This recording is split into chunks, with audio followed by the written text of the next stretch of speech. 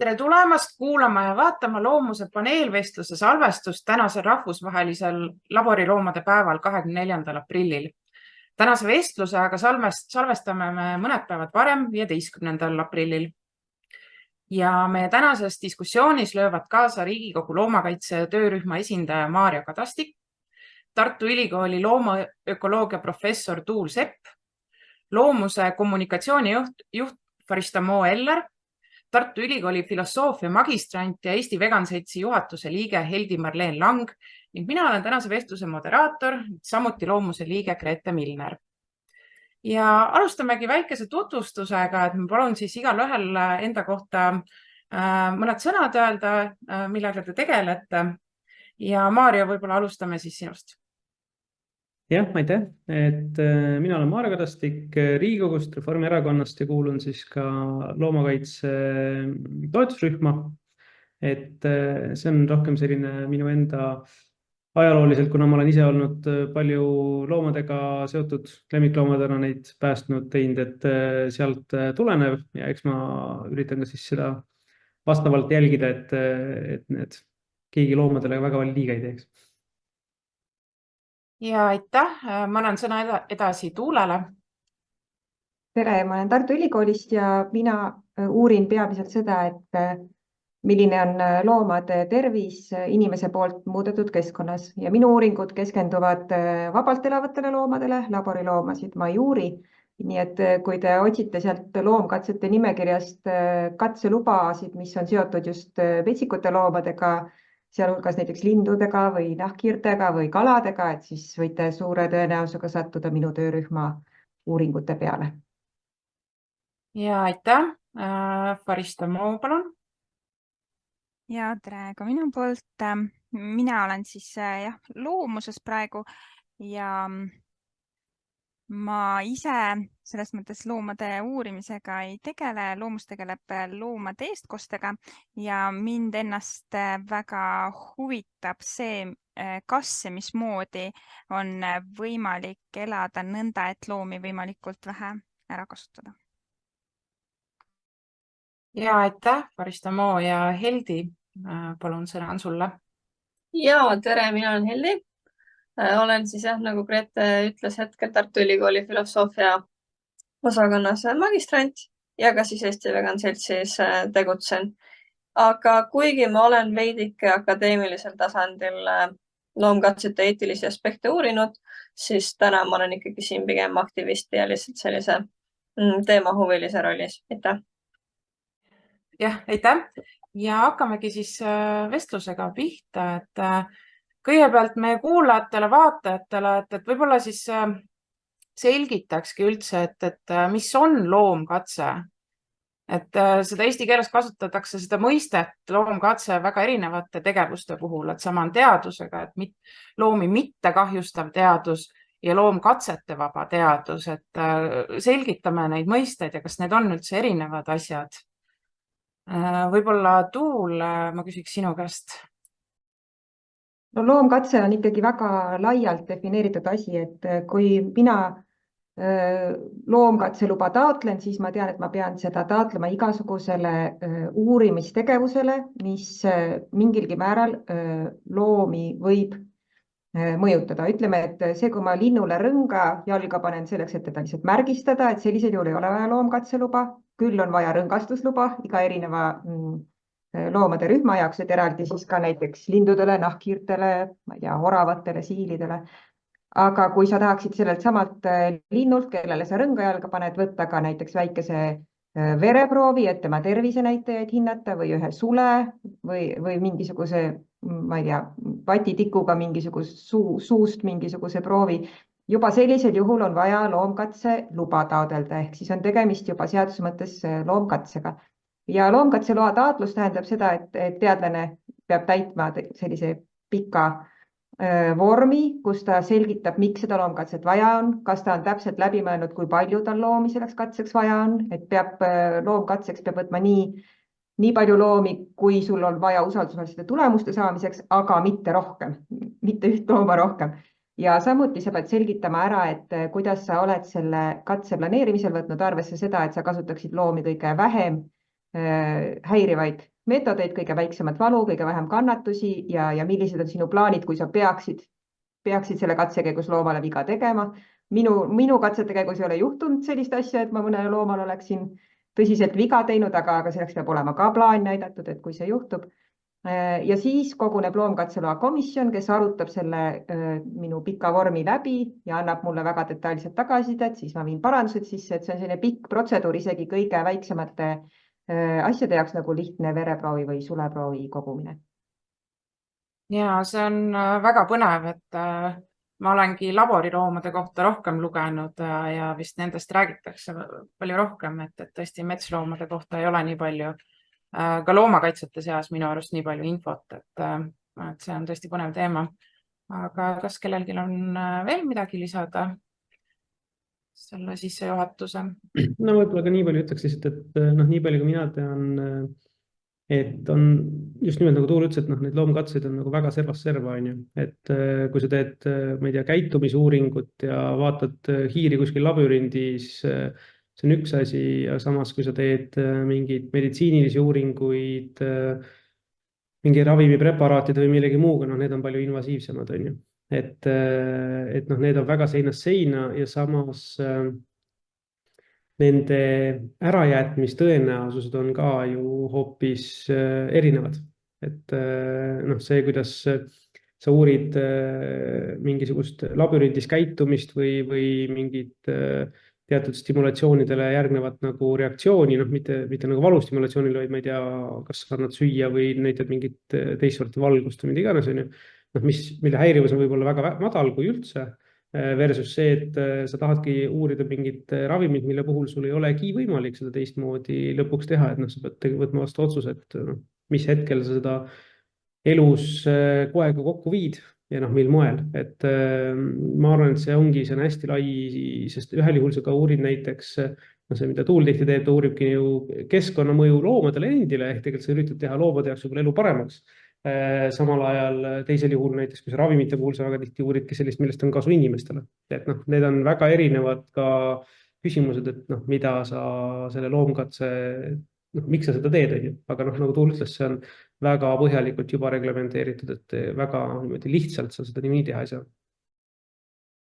Võib-olla jah, et see on nagu oluline asi, mida tava elus ei pruugi märgata, et osa loomkatseid tegelikult tehaksegi ju selleks, et loomi paremini tundma õppida ja selle kaudu ka neid aidata. Et kindlasti veterinaarias, ma ei tea, Maaülikoolis tehtavad loomkatsed on päris palju suunatud sellele, et leida kõige paremaid ravimeetodeid meie koduloomadele, meie lemmikloomadele. Ja tõesti siis ökoloogide uuringud on suunatud sellele, et neid looduses elavaid loomi paremini inimmõjude eest kaitsta. Et üks lihtne näide ühest uuringust, mille ma oma töörühmas olen läbi viinud, oli siis seotud sellega, et uurida merereostuse põlvkondade ülest mõju lindudele, merelindudele. Ehk siis me teame, et reostus mõjutab negatiivselt vabalt elavaid loomi, aga selleks, et hinnata seda reostustaseme mõju tervisele ja arendada välja need regulatsioonid, mis panevad paika, et kui palju reostust me võiksime merre lasta, selleks on meil vaja neid uuringuid, mis näitavad, et milline see tervisemõju õieti on loomadele. Kas samas siia võiks lisada ka seda tausta, et sageli loomkatseid siis defineeritakse läbi loomade kasutamise ja selle, et kas ja kui palju me teeme siis loomadele kahju või põhjustame valu või mingit ebamugavust, aga et seal on ka nagu see laiem taust, et meil on loomad, keda toodetakse nende katsete jaoks, et kahju võib põhjustada ka see, mis tingimustes neid hoitakse ja kõik need tegurid, et see katseloomade, räägime siis konkreetselt nendest loomadest, kes ei ela looduslikes tingimustes, et see ei ole ainult see katseprotsess, mis siin juures on oluline, vaid kõik, mis nende elus sinna ümber käib. Ja, on väga-väga suur ja lai teema, et tundub, et praegu nagu ikkagi kuidagipidi ei saa ilma nende loomade peal tehtavate katsetega, aga kas järsku saate natukene seda saladuse loori nii-öelda tõsta, et milliseid loomkatseid üldse Eestis tehakse, et Tartu Ülikoolis on jah, kõik avalikult näha, aga tegelikult on ju Eestis ka, mina tean, et üks erafirma on, kes teeb loomkatseid ja selle kohta ei ole üldse infot. ja tegelikult teevad ju teised ülikoolid ka, et noh, mõne sõnaga võib-olla selgitada, mida tehakse.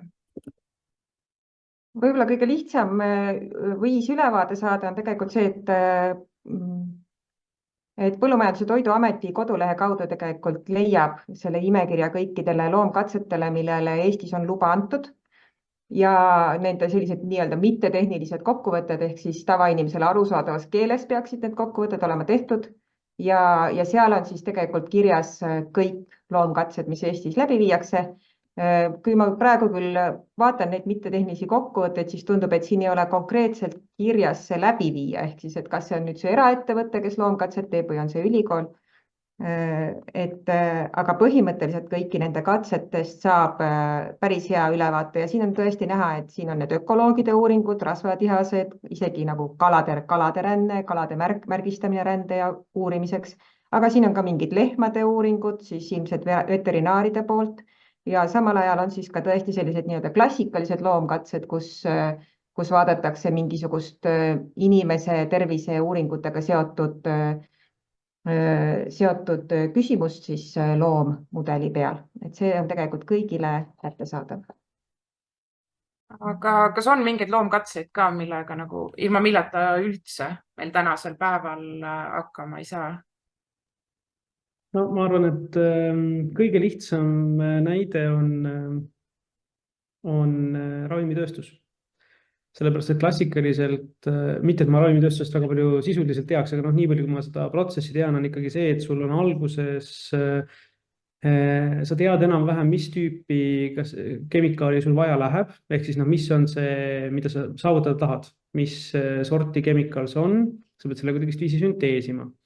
Kui sul selle ära sünteesinud, sa pead hakkama uurima lisaks sellele, kas ta omab seda mõju, mis sa tahtsid, ka seda, et mis teistsugust mõjud omab. Ja seal on ka erinevad tasemed, on ju alguses seda katsetatakse sul arvutisimulatsioonide kaudu tänapäeval, mida on rohkem tõenäoliselt tehtud, mis varasti ei olnud üldse. Sul katsetatakse seda katseklaasis, kus sul on mingisugused koeproovid või muud asjad, et mis on selle konkreetse sellega seotud. Aga see ei ole elus kude. See tähendab, et sul ei ole kõik neid muid kaasuvaid protsesse, teisi bioloogilisi aineid ja asju, mis on nagu läbi käivad sellest protsessist. Ja siis ühel hetkel tekib see faas, kui sa oled kõik need protsessid läbinud, see ravim on näidanud, et ta ei ole koheselt toksiline, ta ei ole mis iganes muud kahjuslikke reaktsioone seal nähtud ei ole ja tal omab mingit efekti sellele, mida sa teha saavutad, kas siis mingisugune muudab mingit ainebalanssi või ravi mingit muud, see on juba läheb selliseks ravimitehnoloogiliseks. Ja siis on küsimus, kuidas ta käitub tegelikult elus kohes. Ja tavaliselt selles protsessis on ikkagi üks etapp, kus seda katsetatakse kas siis hiirtes või kuskil teisel ikkagi elus loomades. Ja seejärel alles algavad inimkatsed. Ennem kui ta jõuab siis nagu tavakasutusse ja väga tihti ma saan aru, tegelikult päris mitmed ravimiprotsessid lõpevad kas siis loomkatse või inimkatse faasis, et tal on ikkagi mingisugused soovimatud kõrvaltoimed, mida ei olnud kohe näha ja tegelikult kui me vaatame, võtke suvaline ibuprofeen kas või ette, lugege kõrvaltoimete loetelu. Et tegelikult nagu igal ravimil on kõrvaltoimed, mingisuguses kohas on see kindlasti see, et ma ei tea, tavalise peavalu vastu sa tõenäoliselt ägedat oksendamist ei taha endal kõrvaltoimena, mis esineb ühel juhul 10. Aga ma ei tea, mingi vähiravis või kohas on väga tihti need kõrvaltoimed, tuleb ära kannatada, kui sa reaalselt võitled vähiga. Et seal on ka hästi palju piire ja siis ongi küsimus, et kui me näiteks tahame selles valdkonnas loomkatsetest loobuda, siis mis on alternatiiv? Ainukene alternatiiv oleks sellisel juhul minna kohe inimkatsete juurde. Et siis me lendame kohe teise eetilisse dilemmasse, et see on see koht, et sul ühel hetkel seda sorti ravimite, ütleme, väljatöötamisel sul tuleb teha elus koega test. Sul peab olema päriselt elav organism, millele sa selle ravimi manustad. Ja nüüd lihtsalt küsimus ongi, et mis ajalooliselt see klassikaliselt on alati käinud läbi loomade erinevatel põhjustel, kas siis ka kiirema metabolismi või siis rohkem aru saadud genoomika ja kõige muu järgi, aga alternatiiv olekski sellisel juhul ju minna otse inimeste peale.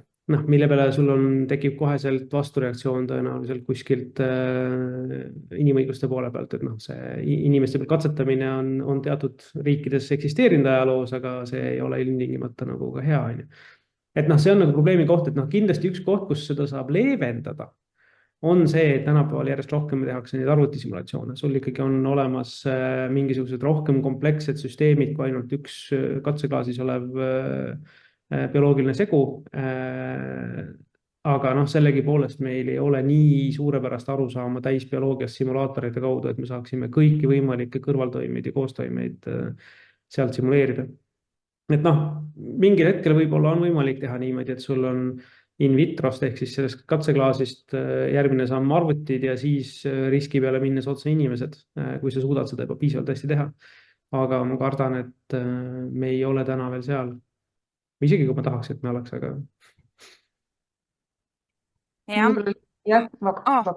ei räägida.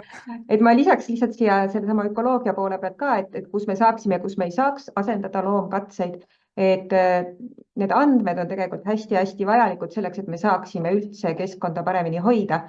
Näiteks meil on praegu õppetoolis käimas 2 sellist loomkatset, kus me konkreetselt kogumegi andmeid selleks, et me saaksime anda tuge seadustele, mis kaitsevad loomade elupaiku, sellepärast et näiteks, ma ei tea, pesitsusrahu jõustamiseks on meil vaja kohtus vettpidavaid andmed, mis näitaksid, et tõesti see raie negatiivselt linde mõjutab, et meil on praegu käimas üks katse, kus vaadatakse siis selle raielangi läheduses või raielangi pesitsevate tihaste poegade tervisenäitajaid.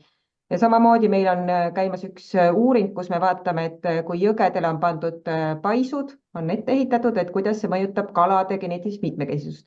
Ideaalses maailmas mina ütleksin, et lihtsalt taastame looduslikud elupaigad nii looduslikuks kui võimalik ja meil ei ole neid uuringuid vaja, sest et iga bioloog, iga ökoloog võib sulle öelda, et jah, paisud takistavad kalade rännet ja langetavad nende võimalusi siis erinevate asurkondade vahel ristuda või et metsa raiumine mõjutab negatiivselt lindusid. Aga kuna me selles maailmas veel ei ela, siis need loomkatsed tegelikult on hästi väärtuslikud ja hindamatud selleks, et me saaksime pakkuda kohtule konkreetseid tõendeid, et jah, nendel tegevustel on negatiivne mõju loodslikele liikide. Ja ma nüüd annan Faristamole üle. Ja ma olen pikalt nagu mõtisklenud ka selle üle, et põhimõtteliselt et see eetika või see filosoofia nagu üldse selle taga, mismoodi me inimestena üldse oma valikuid teeme või kuhu oma mõtlemist suuname. Et tundub just, kui inimene oleks suuteline kõik asjad välja mõtlema, mida ta nagu tahab ja siis piiriks ongi siis kas eetika või ma ei tea, moraal või mida iganes ta parasjagu nagu õigeks peab ja kunagi tekkis see maailm, kus loomi õpitigi nii, et võeti ta kinni ja lõigati lahti, vaadati, mis ta sees on ja see osa ilmselt teeb seda ju ka praegu.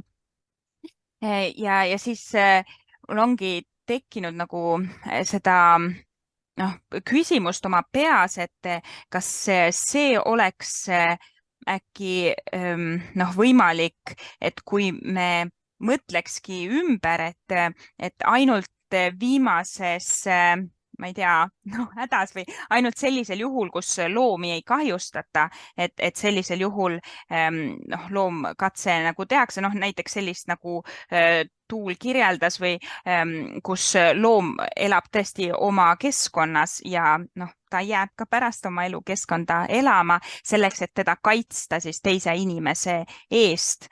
Aga see, mis Maarjo välja tõi, et inimese kasu jaoks, et siis siin me justkui väärtustamegi iseenda ja inimeste elu rohkem kui teiste loomade elu ja see tundub, et saab alguse kuskilt sealt, kus filosoofid leidsidki, et inimesel on hing ja loomal ei ole ja nüüd järjest teadlased tõestavad, et võib-olla loomal on ka, et see on olnud nagu mu küsimus nagu pidevalt ja hiljuti ma siis vestlesin ka siin ühega, kes rääkis tudengitest, kes on keeldunud oma praksisest siis konna lahkamast ja ütlevad, et ei, et ma ei lahka, ma ei tea, otsi mingi teine võimalus, mina ei ole nõus seda looma katki lõikama või teda selleks nagu siis ära tapma, et siis ongi tekkinud see tunne, et ilmselt noh, nende õpetaja siis leidis ka teised võimalused, kuidas need õpilased oleksid või noh, need ei olnud siis kooliõpilased, need olid juba vist ülikoolis või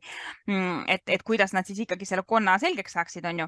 Et põhimõtteliselt sealt mõtlesin ka, et võib-olla on üks viis, kuidas noh, siis selliseid loomkatseid, mis loomi kahjustavad, kuidas nende osakaalu vähendada, siis see, et meie mõtteviisi siis nagu muuta ja mitte inimese elu võib-olla rohkem väärtustada kui looma elu.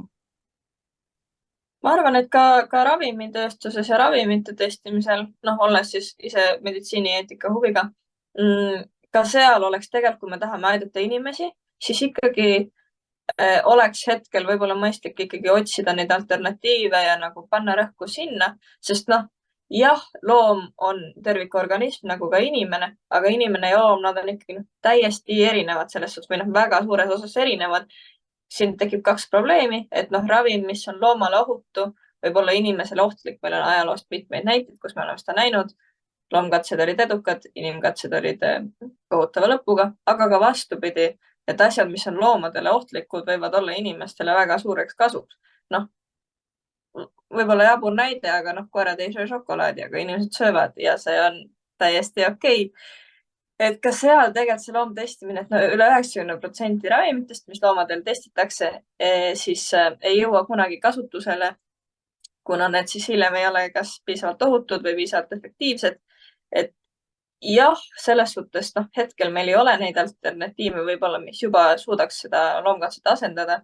Aga kui me tahame ka inimesi paremini aidata meditsiinis, siis kindlasti tuleks nagu otsida teisi lahendusi. Võib ühe kommentaari tooks, et ma olen üldjoontes nagu selles nõus, et seda peaks nagu minimeerima nii palju kui võimalik, otsima alternatiive ja ma usun, et tegelikult ma arvan, meil olukord täna ja olukord mingi 40-50 aastat tagasi olid väga erinevad. Ma arvan, et täna ükski ravimitööstus ei taha vabatahtlikult võtta loomkatset rohkem, kui selleks nagu absoluutselt miinimum vaja on, just nimelt nii seetõttu, et meil on vastav regulatsioon suhteliselt nagu karmiks juba viidud järelevalve ja kõige muu mõttes ja noh, see ka ütleme, eetilised arusaamad ja inimeste arvamused on hakanud nagu asju ka muutma. Mis on võib-olla asi, mis ei ole nii lihtsalt asendatav, on see, et eriti mingite teatud haruldaste haiguste raviks, katsete läbiviimiseks sul lihtsalt ei ole populatsiooni.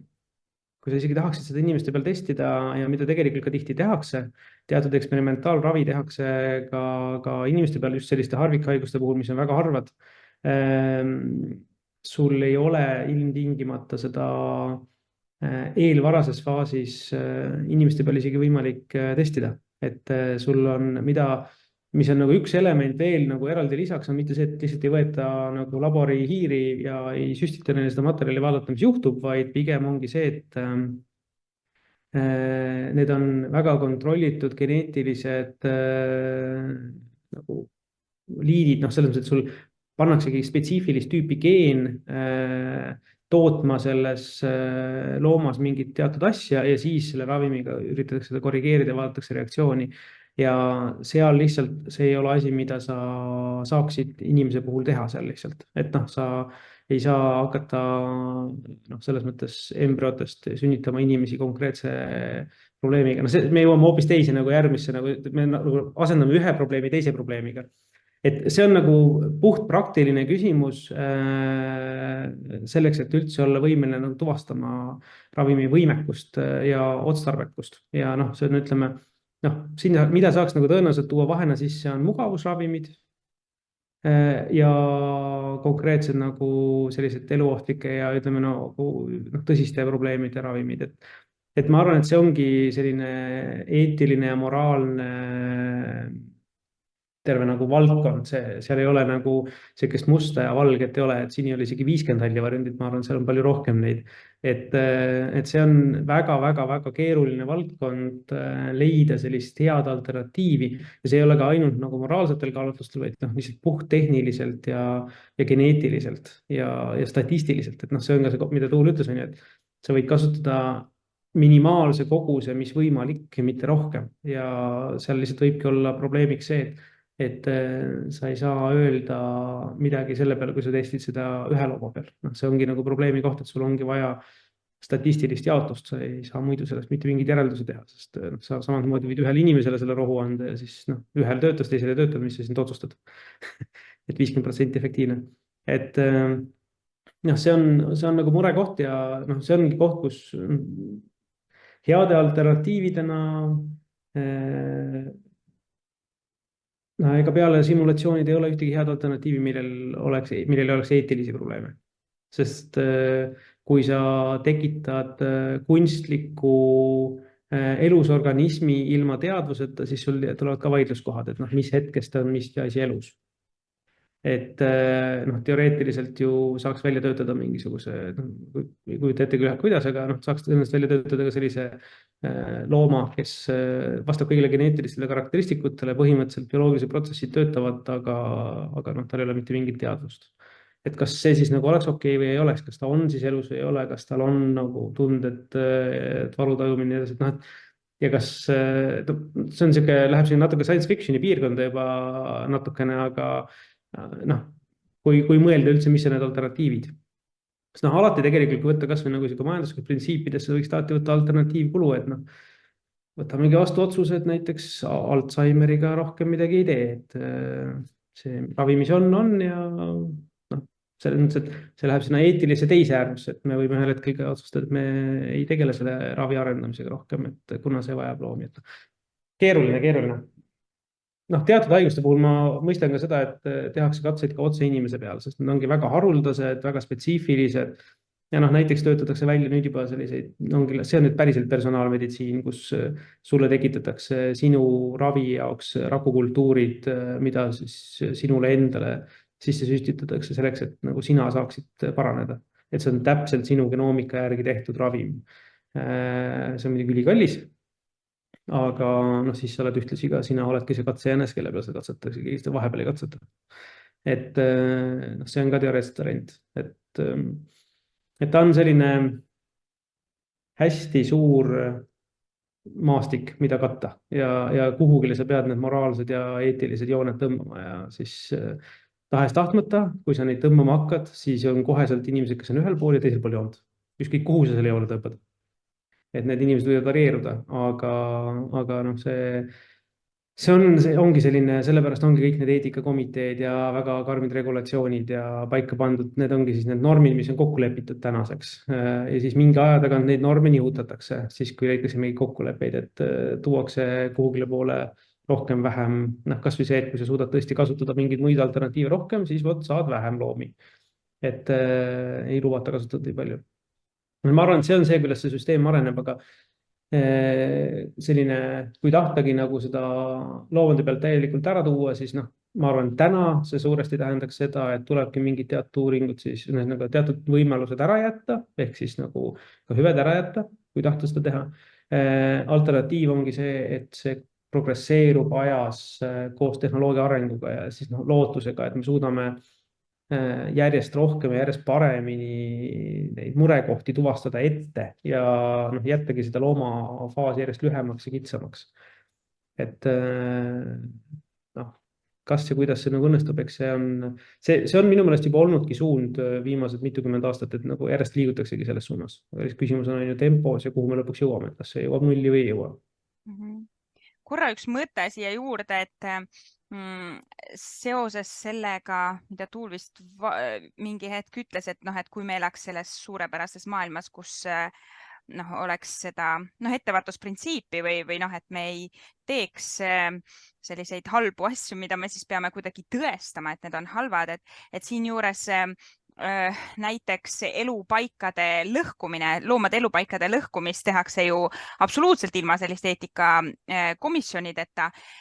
Ja ma olen ise mõelnud, et kui näiteks selline, kui elupaika lõhkumine sellele eelneks selline eetikakomisjon, siis võib-olla see vähendaks ka loomkatsete nagu otseselt loomade peal tehtavate vajadust nagu nende peal katseid teha, sellepärast et need loomade elupaikade väga suur kaotamine põhjustab ju inimestel väga palju haigusi ja sealt tuleb siis toota väga palju ravimeid, on ju, et neid ju uuringuid ju on, et siis ühesõnaga, kui saaks seda eetikakomisjoni võib-olla laiendada, et siis võib-olla saaks ka midagi paremini selles valdkonnas, kuigi need tunduvad nagu kaks täiesti erinevat asja, eks ju.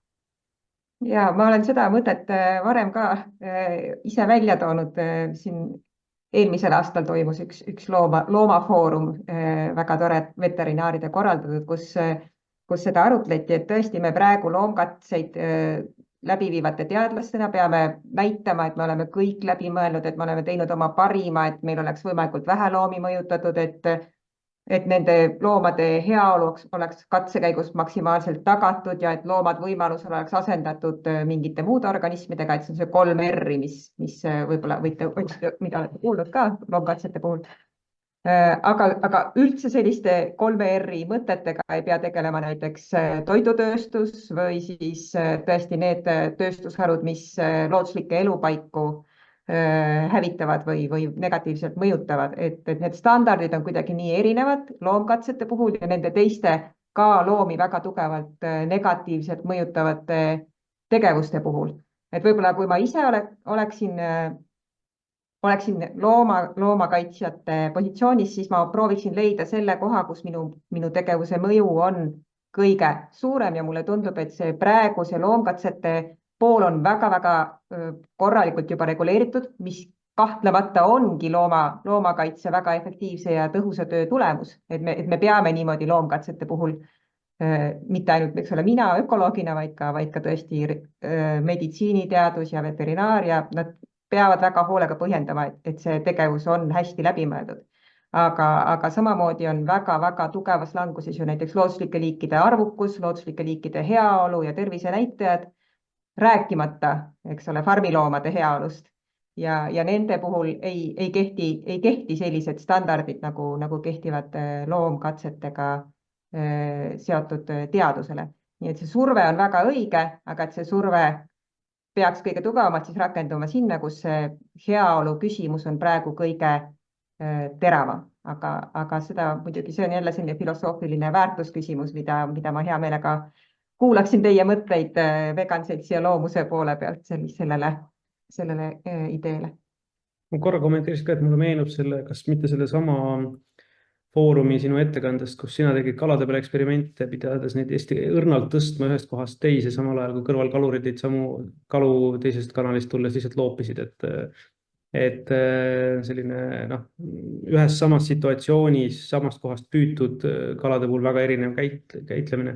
Ma ise arvaks, et mõningasel määral need uuringud, mida praegult nende loomkatselubade ja see, kus loomade enda mõjukuse osas nagu uuritakse, sealt tulevad tegelikult osaliselt regulatsioonid, mis selle nagu laiemalt nagu siis paika panevad mingid raamistikud, et selles mõttes võib-olla pärast, et võib-olla iga raieloa nagu menetlusse ei peaks eetikakomiteed kohe otseselt panema, pigem on mõistlikum, see on nagu ka nagu aja ja ressursikasutuse mõttes on mõistlikum tõenäoliselt see, kui mõned teadlased teevad ära need konkreetsed uuringud, et tuvastada ära, mis on need mõistlikud, mitte mõistlikud nagu piirmäärad ja seal pannakse need regulatsiooni sisse juba nõudena, et neid tuleb järgida.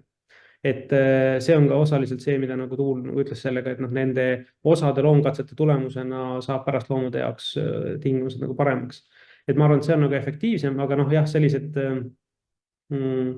laus nagu väga vastuolulised olukorrad, nagu seesama näide oli kaladega, on ju, seal tekkiski nagu olukord, et miks ühel juhul on siis nii ja teisel juhul naa, on ju, et siis tekkis juba pigem küsimus, et Tuul oleks võinud neid samu kalu, kes seal niisama püüti ju lihtsalt seal võtta vereanalüüsist niikuinii, need läksid järgmisena kuule laua peale. Aga et seal ei oleks tehtud rohkem kahju neile loomadele.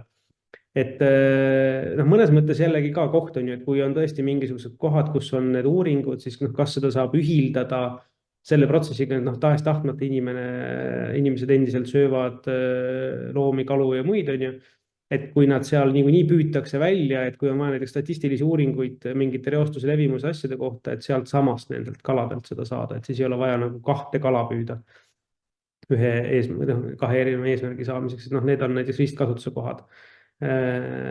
Sest noh, seda, kes mida sööb, see on nagu palju laiem küsimus, seda niimoodi, see võtab inimeste nagu harjumuste mõttemaailma, see on see, mis rääkis First, selle nagu muutmine ja see võtab aega, et seda nüüd peale sunniga ei saavuta, et see on pigem harimise ja käitumisharjumuste muutumisega ja generatsioonide vahetusega toimuvad protsessid, et aga jah, ei, ma olen nõus, et neid regulatsioone, mis nagu kehtivad väga nagu laialt ja kitsalt nagu üheaegselt ühes kohas, no neid peaks kindlasti nagu vaikselt üle vaatama.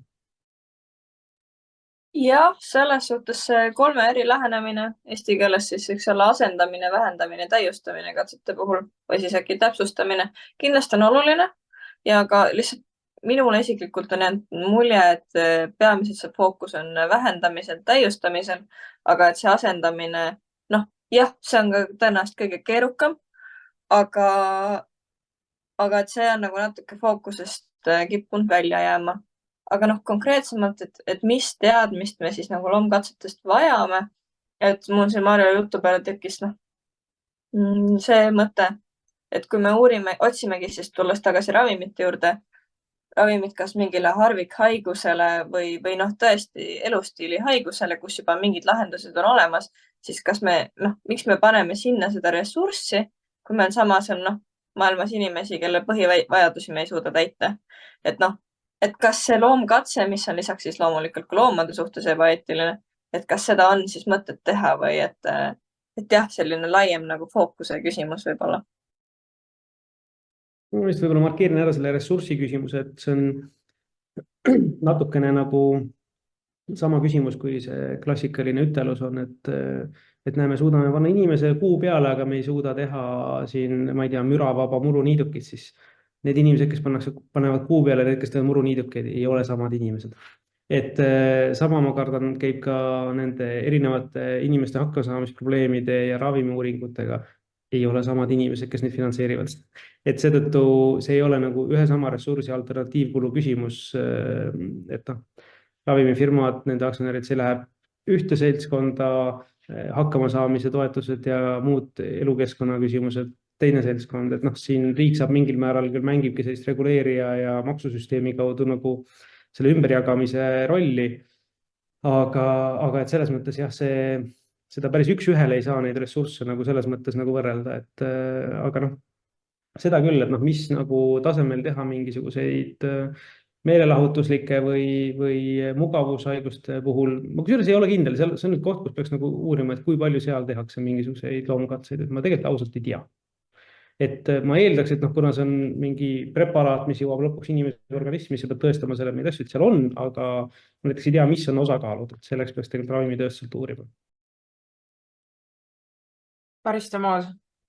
Ma lihtsalt mõtlesin selle peale, minul endal mind on huvitanud see, aga ma ei ole saanud vastust, ei ole osanud ilmselt õigetelt inimestelt küsida, et kas Eestis tehakse selliseid katseid ka, mille järel loom ära tapetakse. Ma saan aru, et see on üks asi, mis ajab inimesi hästi nagu pöördesse, just selliseid inimesi, kes võib-olla liigselt ei süvene, aga lihtsalt eetiliselt nagu lähenevad teemale. Ma olen ise lugenud mingit kirjandusteost eelmisel aastal, mis oli, mul praegu ei tule meelde selle pealkiri, ma võin saate alla linkida pärast, seal on, see sari oli Punane raamat ja seal tegelane on üks teadlane, kes oli vist Harvardis, aga raamatu sisu ilmselgelt on erinevatel sellistel vähemustel. Ta on naine Harvardis, ta oli vist mustanahaline, sellisest hästi probleemsest perekonnast, uuris depressiooni, sest kas ema oli depressioonis ja vend oli enesetapu teinud või niisugune ülisuur kompott probleeme ja siis ta uuris seda nagu ühe looma peal, kas hiired või rotid ja siis seal oli kirjeldatud nagu tema suhet selle loomaga või siis mittesuhet või noh, selline hästi huvitav dilemma tekkis või kui seda vaadata, et kuidas see hoolimine üldse on ja kuidas inimese hoolimine erinevate liikide suhtes siis on. Mul on näiteks üks inimene, keda ma tean, tema on üks selline katseinimene praegu, et tal on teatavat laadi selline hästi haruldane haigus, millele nagu selliseid tõestatud raviviisid said otsa ja siis ta ongi välisriigis või professori juures nagu selline nagu ma ei tea, laborirotiks nimetatakse või selline inimkatse ja siis teadlased parasjagu otsisid sellist inimest ja tema parasjagu otsis endale võimalust ja siis ta justkui astus uksest sisse, siis kui professorid parasjagu olid otsimas seda inimest, nii et tal nagu niiviisi joppas. Aga need inimesed, ta mainis, et see seltskond, kus ta liigub, nemad ei usu kliimamuutustesse samas. Ja siis ütles, et aga nad ei ole ju halvad inimesed, mõtle, nad võtsid minu tänavalt ja aitavad mind ja tal tõesti on läinud väga palju paremaks. Siis ta rääkis nendest katseloomadest, kelle peal on juba mingit ravimit nagu katsetatud ja kui hea neil oli tegelikult. Võib-olla ta rääkis seda ka sellepärast, et ta teab, kes ma olen, aga põhimõtteliselt selline hästi suur selline, ma ei tea, emotsioonide ja asjade nagu segadik valitseb, et tegelikult on nagu üks juhtum ja võib-olla ongi vähe nagu inimesi või vähe loomi sinna kasutatud, aga samas see teema on nagu siin hästi lai või ühesõnaga tuli palju mõtteid meelde teid kuulates. Ma mõtlen, et seda saab tegelikult tõesti ju igaüks, nagu ongi hästi oluline, et see loomakaitsetegevus on hästi väärtuslik ja see tõesti parandab ühiskonda ja parandab seda, millises keskkonnas me elame, kuidas me suhtume nendesse liikidesse, kellega me seda maailma jagame. Aga et see võikski hästi palju siis ka põhineda sellele, et inimesed ei läheks kuidagi lihtsalt emotsiooni pealt või mingisuguse kõhutunde pealt nagu seda asja ütlema, et keelame kõik loomkatsed ära, vaid et nad viiksid ennast hästi kurssi. Ja tõesti kõige lihtsam lahendus oleks alustada sellest, et loetakse läbi, et milliseid loomkatseid üldse Eestis tehakse, kui palju loomi on nendel katsete poolt mõjutatud. Et kui ma nüüd vaatan, siis seda lubade arv siin Eestis, mis on välja antud viimastel aastatel loomkatsetest, on kuskil vahemikus 10-15 luba. Kõikides nendes katsetes kõik need katsed ei ole laboriloomadega, paar luba aastas on alati mingisuguste selliste ökoloogiliste uuringute jaoks, nagu minu töörühm teeb. Veterinaaria alaseid lubasid on siin peaaegu pooled sees, mis siis keskenduvad sellele, et kuidas siis loomi tõesti paremini ravida. Muidugi me saaksime ütelda, et kui me kõik oleksime, eks ole,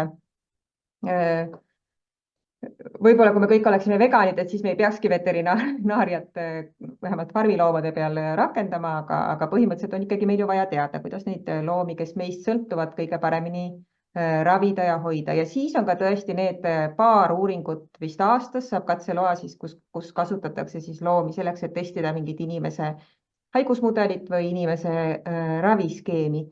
Ja see loomade arv, mis sellistes katsetesse on kaasatud, on siis, ma nüüd nii täpselt ei ole vaadanud, aga ma paari lubasin vaatasin, kus kasutatakse siis võib-olla mõnikümmend looma, 50 looma, et kui palju siis selline Eestis loomkatsete ärakeelamine mitme looma elu sa sellega päästad. Et kas see asi on võrreldav siis sellega näiteks, kui palju loomi saab hukka näiteks sellepärast, et liiklus on liiga tihe läbi loomade elupaikade või siis, et kuidagi keskkond nende elupaiku hävitatakse, et lihtsalt need dimensioonid paika saada. Et kogu see liikumine, et loomkatseid paremini kontrollida on hästi vajalik, aga see peab olema õigesti suunatud, on see võib-olla minu selline sõnum siia juurde. Ja me loomakaitsjatena muidugi väärtustame absoluutselt iga hinge elu ja proovime seda võimalikult vähe massina ikkagi võtta. Aga siit edasi minnes, et mis te arvate, kuidas me üldse edasi lähme, et selles mõttes, et kas Eestis võiks arendada rohkem neid alternatiive, kas see võiks olla mingi täiesti suur, ma ei tea, järgmine Eesti Nokia minu pärast või suur tööstus, millesse investeerida, millesse kaasata teadlasi ja poliitikuid, äriinimesi ja kõiki, et kas selline unistus võiks kunagi teoks saada? No ütleme niimoodi, et mis on Eesti üks tugevus, on meie digi edulugu, on ju. et meil selles valdkonnas on häid teadmisi, häid oskusi. Samas meil ei ole niisugust klassikalist või noh, meil on väga vähe sellist klassikalist ravimitööstuse tausta, et eks Icosagen on üks suurimaid tuntumaid praegult, aga et seetõttu võib-olla on keerukas seda kompetentsi siin niimoodi üles ehitada, et sa suudaksid teha neid alternatiivseid uuringuid digitaalselt kuidagist viisi paremini, kui seda suudab teha Prantsusmaa või mõni muu riik, kus on need tehased ja uurimislaborid nagu oluliselt pikemaaegselt tegutsenud. Ja eks selles mõttes, et alati tasub nagu proovida. Lihtsalt küsimus ongi selles, et kas meil on see kompetents juba olemas või mil moel selle nullist arendamisel on tõenäoliselt natukene vähem praegult nagu perspektiivi, kui meil see nagu taust ja teadmine selles osas nagu puudub. Et pigem tulekski vaadata, mida nagu mujal maailmas ka selles valdkonnas tehakse ja sellega võib-olla lihtsalt hoidagi nagu silma peal. Ega selles mõttes selle Eesti saab ka alati, nagu öeldakse, Euroopas oleme meie, et see ei ole, Euroopa Liit ei ole mingi müstiline kogu kuskil seal kaugel, vaid tegelikult see koosnebki nende riikide poolt, kes Euroopasse kuuluvad ja tegelikult kõikide nende võimalike direktiivide algatamised, arvamuse andmised, need kujundavad tegelikult seisukohti, et olles ka siin Riigikogus andes regulaarselt Euroopa Liidu asjade komisjonile arvamusi ja hinnanguid ja muutes ka aeg-ajalt nagu seisukohti. Ma näen ka seda, et tegelikult võib mõni üksik riik päris palju mõjutada protsessi erinevates valdkondades, et direktiivi muuta nagu paremaks, targemaks mingis konkreetses suunas. Kindlasti saab täpselt samamoodi seda ka vastassuunas liigutada, aga põhimõtteliselt, et ka väiksel riigil nagu Eesti on tegelikult seda mõjuvõimu. Et neid instantsi on päris mitmeid, kus Eesti on olnud selliseks kaalukohaks, et kas minnakse ühte või teist teed mingis terves Euroopas. Et see võib omada isegi suuremat mõju kui konkreetselt Eestis loomkatsete osas nagu mingite konkreetse otsuste vastuvõtmine. Või ma arvan, et see juba üle-euroopaline regulatsioon on selles päris nagu tugev. Ma arvan, et Euroopa on selles osas isegi päris heal järjel, et siiski ikkagi üpris arenenud keskkond, ja pööratakse rohkem tähelepanu ka mitte inimeste heaolule. Et kindlasti on palju rohkem kohti, kus sellega on palju suuremad probleemid. Aga ma arvan jah, et see suurem mõju võib tulla isegi sellest, kui me saame Euroopa tasandil mingeid asju tehtud, mingites suundades arendada. Tõesti näiteks koostöö konsortsiumites asjades võiks oma kompetentse ju selles valdkonnas ikka pakkuda. Jah, ma loodan tõesti, et me näeme mingisuguseid, et me vähikäiku ei näe, et siin ju möödunud suvel ka Loomus kogus allkirju, et Euroopa Liidus taheti tagasi pöörata see kosmeetikatööstuse loomkatsete keeld, et õnneks ei ole siiamaani midagi tehtud sellega, aga ei tea, mis tulevik toob, et ma ei tea, võib-olla mis te arvate või oskate oma mõtteid väljendada selle kohta, et äkki ikkagi hakatakse tegema seda vähikäiku meil siin ka Euroopas, et rääkimata mitte nii arenenud riikidest. See võib olla isegi üks koht, kus ma ei tea, et meil oleks siin sellist tohutult suurt kosmeetikatööstust, kes tahaks loomade peal katsetada.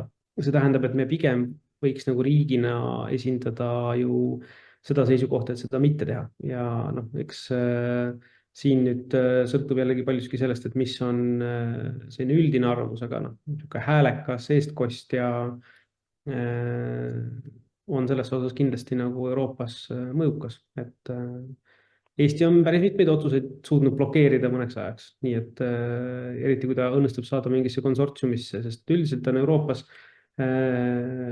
päris tugevat enamust vaja selleks, et murda nagu vähemuse õigust nagu riikide osas, et see on ei ole triviaalne, et suured sõidavad väikestest üle, et see on tehtud nagu alustaladesse päris ilusti sisse, et oleks rohkem konsensuse otsimist ja ühisosa, et selles suhtes ma arvan, et kuna siin ma ei näe, et meil oleks mingeid suuri ärihuvisid, kes võiks hakata seda asja vastupidi lobistama, siis pigem ma arvan, et siin on see kaine ratsionaalsus nagu, mis võiks olla riigi seisukoht ja seetõttu nagu seda ka Euroopas nagu jälgida, et seda vähikäiku ei toimuks. Võib-olla ma tooksin välja kaks suunda, milles Eesti saaks olla siin häälekas teerajaja, et üks on tõesti see söögiks kasutatavate loomade heaolu ja mul on väga hea meel, et Nähtamatud Loomad on teinud seal väga tubli tööd ja ma loodan, et see puurivabade kanade kampaania ikkagi kannab lõpuks vilja, et olen ka omalt poolt neile nii palju nõu andnud, kui on võimalik ja olen osanud sellel teemal. Et just, et see farmiloomade heaolu, me saaksime oma väikse riigina võib-olla mõned asjad kergemini ära muuta kui teised suured riigid ja selle võrra siis esiteks tõsta Eesti mainet poliitareenil, aga teiselt poolt ka näidata, et tegelikult see on võimalik ja meie inimesed tulevad sellega kaasa, et tegelikult ma tean, et poes on ju järjest rohkem neid vabalt peetavate kanade munemüügil ja inimesed valivad teadlikult palju rohkem, et sellised kampaaniad selgelt töötavad. Need võib-olla ei tööta nii kiiresti, kui siis need aktivistid sooviksid, aga nad töötavad. Teine küsimus on tõesti see looduse taastamise määrus, mis Euroopa Liidus ikkagi lõpuks takerdus teist korda, mis on ökoloogidele väga frustreeriv ja avaldab väga tugevat mõju siis looduses elavate loomade heaolule. Et see, mida väga palju ma kuulen nagu väljendatavat sealt ka isegi Euroopa Liidu poliitikute tasemelt, et kõigepealt teeme majanduse korda ja siis hakkame mõtlema looduse heaolule, et see on täiesti absurdne ja jätkusuutmatu, sellepärast et ainult heas seisus ökoloogilisest keskkonnast tuleb jätkusuutlik majandustegevus, et kui sellistes asjades suudaks Eesti olla nagu selline teerajaja ja teenäitaja, et siis see oleks minu arvates võib-olla kõige tõhusam viis, kuidas me saaksime Eestis siis ka Euroopa tasemel loomade heaolu eest seista. Sellest võib-olla kommenteeriks, et see teisel on suurem tõenäosus kui esimesel, sellepärast et seda puhas loodus on meie kõigi võit, on selline suhteliselt nagu selge kliimaministeeriumi mantraga olnud nii ka kliimaseaduse kõige muu loomisel, et see ongi nagu tegelikult ka majandusedu aluseks, kui me selles suunas nagu liigume. Mis puudutab seda teist poolt, siis kahjuks Eesti on üks viimaseid oma puurikanade teemaga, et siin Läti on väga eesrindlik ja kõik need, sa võid teinekord poes vaadata, kõik need vabapidamise munad, mis sa leiad, kui see ei ole päris öko-mahe muna, siis suure tõenäosusega päris Lätist. Et ma olen selles teemas ka nagu sees olnud ja jälginud ja ega siin ka tõenäoliselt Eesti ka liigub lõpuks sinna suunda, et need puurikanad ära keelustada, aga siin on lihtsalt ülemineku ajas küsimus, et mitu aastat see täpselt on. Õrrekanad ei ole hea alternatiiv, sest nagu välja tuleb tegelikult õrrekanad kahjuks vastupidi tapavad neid linde palju rohkem, sest need õrred on sellises kohas, et nad jäävad sinna alla kinni, et nad on ilmselt puuris, et see nagu ei ole hea alternatiiv, et pigem selle vabapidamise suunas, aga seal on mitmeid teisi nagu probleemkohti ka, et nii kui sul kuskil linnugripp, siis sul on tohutu probleem nendega, nad ei saa enam vabalt pidada, siis on küsimus, kus sa neid siis hoiad. Ühesõnaga, aga Eesti on sellest pigem kahjuks natukene maha jäänud, et siin me nagu eesrindlikkust ei saa näidata, aga selle puhta keskkonna ja majanduse selles, ma arvan, et me oleme isegi nagu päris hea suuna võtnud, võib-olla isegi natukene tugevamalt kui paljud riigid ja ma arvan, et see tegelikult võib meile pigem olla küll selliseks suuna näitamise komponendiks. Aitäh, Marju, välja toomast, et munatööstuses väikse sammukaupa liikumine ei ole eriti efektiivne ja sageli ka mitte eetilisem. Aga tulles selle nagu katsete teema juurde tagasi, et me ei teeks tagurpidi samme, siis ma arvan, et ikkagi see üldsuse teadlikkus, mida võib-olla kosmeetika valdkonnas on nagu lihtsam, sest me saame aru, et meil ei ole vaja meeletult uusi tooteid ja nende taga siis loomkatseid. Aga võib-olla just see ka üldsuse arusaam, et kui paljud valdkonnad kasutavad loomkatseid, meditsiin on ka suhteliselt ökoloogiline, aga võib-olla ka siis toiduainetööstus ja kõik sellised asjad. Et jah, see üldsuse informeerimine, et millega on tegu, kus seda kasutatakse ja tekitada seda küsimust, et kas me võiks nagu vaadata mingeid teisi suundi ka sinna kõrvale. Jaa, aga ma võtakski nüüd selle lõpu kokku. Ma väga tänan teid, kallid osalejad ja see oli tõesti informatiivne ja nagu sa Tuul siin mainisid ka, et sellest teemast peab rääkima ja erinevad osapooled peavad omavahel suhtlema. Ja ma arvan, et siin on meil nagu väga suur algus ja ots lahti tehtud ja siit saabki paremaks ainult minna kogu selle kommunikatsiooni ja tegevusega. Ja aitäh teile. Ja sellega siis lõpetame. Ja head õhtut. aitäh, head õhtut! aitäh!